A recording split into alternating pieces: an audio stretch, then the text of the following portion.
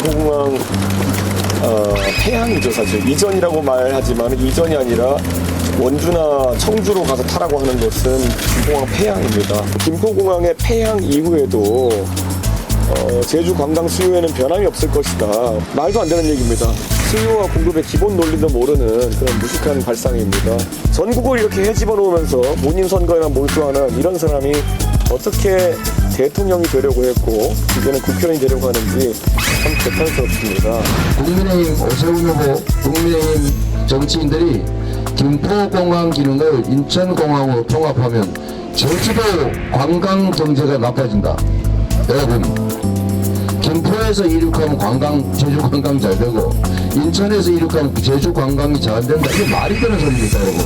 이런 삼척동자도 아는 거짓말을 명석이 서울시장이라는 분이 집권당의 지도부라는 분들이 하면 되겠습니까? 보다 인천이 가기가 멀어지면 당연히 제주 가는 게 좀 줄어들 수 있거든요. 네. 인천까지 가서 비행기 타야 되나? 그러니까 서울 시민들이. 네, 서울 시민들 네. 입장에서 또 뭐 원주, 청주 가서 타라 이런 것들이 아니 좀 약간 너무 갑작스럽고 네. 서울 시민들 입장에서는 좀 받아들이기 상식적으로 납득하기 어려운 얘기들이 많아가지고요. 또 한 네. 가지는 네. 이재명 후보께서 총괄선대위원장이지 않습니까? 네네네네. 근데 이게 본인이 어떻게든 개항을 해서 이기기 위해서 다른 지역 후보들을 어렵게 하는 좀 이기적인 면모로 비칠 수 있다 보니까 네. 저는 이게 총괄선대위원장이랑은 네. 좀 안 맞는 것 같다. 네, 네. 이게 기간이 좀 짧아서 아쉬워요. 그러니까 이제 이건 충분히 이성적으로 토론해 볼 수 있는 주제인데 국민의힘이 너무 비이성적으로 화를 내시니까. 근데 예전에 오세훈 시장도 검토해 볼 만하다는 말씀도 하셨고 양천구청장 후보였나 국민의힘 쪽에서도 김포공항 이전 논의를 좀 해야 된다라는 이야기를 해서 이게 사실 동네에서 없던 얘기 아니었습니다. 그리고 여기에 1,000만 평의 부지가 비면서 20만 호의 아파트가 들어오면 주변이 개발이 되니까 주변에서 개발에 눌려있던 분들은 호재고 네. 아파트를 갖고 계시던 분들은 새 아파트가 생기니까 악재라고 생각할 거고 네. 굉장히 복잡한 이슈긴 하지만 우리 서울 서부 지역, 경기 지역에 새로운 하나의 신도시를 만든다는 컨셉에서는 함께 논의해 볼 수 있는 주제인데 네. 일단 이번 지방선거 너무 기간이 바토 있고 제주도가 좀 타격을 받고 있어요. 저도 김성애 소장의 말씀에 되게 동의해요. 길게 놓고 검토하고 논의할 수 있는 문제입니다. 네. 근데 이거를 선거 한 4, 5일 남겨놓고 갑자기 던질 만한 일이 아니거든요. 그리고 이재명 후보께서 이게 정말 중요했다면 선거 초기에 이 화두를 던지셨어야 되고 네. 더 나아가서는 대선이 3개월 정도 전이었잖아요. 그때는 또 강서구의 자산이라고 그러셨어요. 김포공항이. 그러니까 이게 좀 너무 왔다 갔다 하고 급하게 개항해서 핀치에 몰리니까 나 하나 살아야 된다 이런 느낌이 너무 강합니다. 선거 마지막 날까지 아주 공방이 아주 살벌했거든요. 김은혜 후보를 먼저 보면 배우자 재산 약 16억 원을 축소 신고한 사실이 이제 선관위로부터 확인이 됐고요. 그래서 김동연 후보가 오늘 긴급 기자회견을 열고 이 부분을 집중 공략을 했습니다. 그만큼 이 부분이 좀 투표의 표심에 영향을 줄 수 있다 이렇게 보고 있는 겁니까? 전 이 신고 누락은 되게 크거든요. 예를 들어서 2009년에 교육감, 공정태 교육감 서울시 교육감이었는데 결국 이 신고 누락으로 선거 무효용 대법원 판정까지 나와서 교육감직을 잃었고 서울시 교육감 선거도 다시 했을 뿐더러 그 선거비 전액도 반환했어야 했습니다. 그리고 최근에 이제 민주당 탈당했던 양정숙 의원 같은 경우에도 이 허위 신고 문제로 해서 1심에서 300만 원 판정을 받았는데 이게 200만 원이 아니라 16억입니다. 저는 1,600만 원만 없어져도 심장이 벌렁벌렁 할 것 같은데 네. 16억 원이라는 재산이 없어진 상태로 공보물이 나가는데 그 공보물을 본 후보가 본인의 재산 상태를 모르고 있었다? 선뜻 잘 납득이 되지 않고요. 가장 중요한 것은 우리가 이 신고를 하는 이유가 있어요.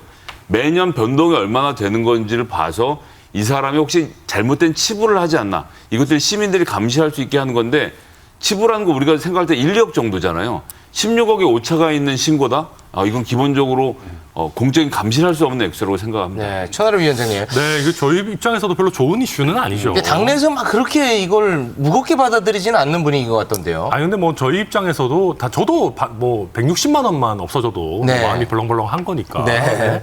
뭐 그렇게 뭐 저희 입장에서도 이게 좀 아쉽게 생각은 하고 있고요. 네. 다만 이제 김은혜 후보의 전체 재산 규모 이런 걸 놓고 봤을 때 이걸 저희가 뭐 예를 들면 240억인데 220억으로 줄인다고 해서 이게 표심에 뭐 어떤 영향이 사실 있겠습니까? 이게 예를 들면 김은혜 후보 재산이 뭐 한 17억, 18억 있는데 그중에 16억을 줄인 거랑은 좀 다르거든요. 느껴지는 게. 그러다 보니까 이게 후보가 고의로 누락했다기보다는 네. 저희 김은혜 후보 측에서 설명을 내놓은 것처럼 실무자들이 이게 자연스럽게 어떻게 보면 우리가 그 재산 정보 동의를 해놨기 때문에 업데이트가 되지 않느냐라고 착각해서 실수인 부분이 저는 뭐 당연히 맞는 것 같고요. 네. 선거 막바지에 있었던 일이기 때문에 네. 그리고 또 최근에 민주당에서도 뭐 여러 가지 이제 뭐 김포공항이니 뭐 탄핵이니 네. 막 이런 것들을 빵빵 터트려주고 계시다 보니까 네. 이게 그렇게까지 유권자들의 표심에 결정적인 영향을 미치겠느냐 네. 그런 게 있고 또 이재명 후보께서도 굉장히 열심히 이 부분 공격해주고 계시는데 네. 또 과거에 보니까 이재명 후보께서도 한 5억 정도 신고를 누락한 부분이 또 있더라고요. 그래서 네. 이게 정치하다 보면 또 서로 실수할 수도 있는 부분 아닌가. 근데 이게 생각합니다. 공보물에 들어가는 순간 허위 사실이 될 수 있기 때문에 선거 공보물에 들어갈 때 저도 뭐 보장을 해봤으니까 압니다만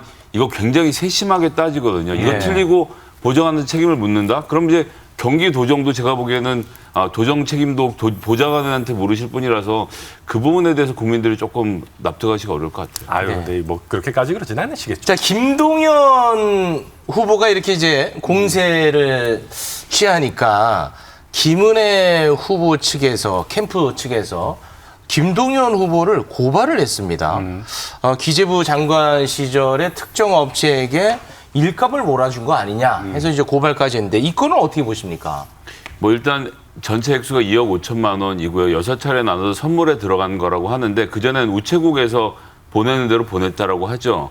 그런데 사실 이렇게 기업에서 이거 지금 전부 다 조달청 통해서 하는 것이기 때문에 중간에 부정이 끼어들 여지가 거의 없고요. 네. 한 업체를 선정하는데 예전보다 좀 과감하게 벤처 쪽 그리고 우리 농산물을 살리는 쪽을 선택했다라고 해서 그중에서 관계 있는 사람을 다 찾아서 그걸로 고발을 한다? 저는 뭐 무슨 예를 들어서 김동연 후보와 사이에서 뇌물이 오고 갔거나 네. 이런 증거도 없이 그냥 인터넷 검색으로 이름이 일치하니까 고발 이런 건 선거 아무리 막판이라고 해도 조금 급하신 게 아닌가. 네, 그러니까 저도 이제 살면서 높으신 분들 선물을 뭐 간혹 받아봅니다. 네. 이제 간혹 받아보는데 높으신 분들이 똑같은 선물을 몇 번 연속으로 보내는 거를 저는 사실 본 적은 없거든요. 보통 특히나 이게 공직자인 경우에는 이게 다양한 업체들도 도와주고 또 다양한 형태의 이제 뭐 예를 들면 수산물, 농산물 이런 식으로 좀 번갈아 가면서 하는 경우가 일반적인데 이게 같은 업체 또 같은 품목으로 6번이나 연달아서 주문을 한다? 글쎄요, 이거는 조금 저희도 뭐 좀 지켜볼 부분이지 않나 생각하고 네. 있습니다. Stay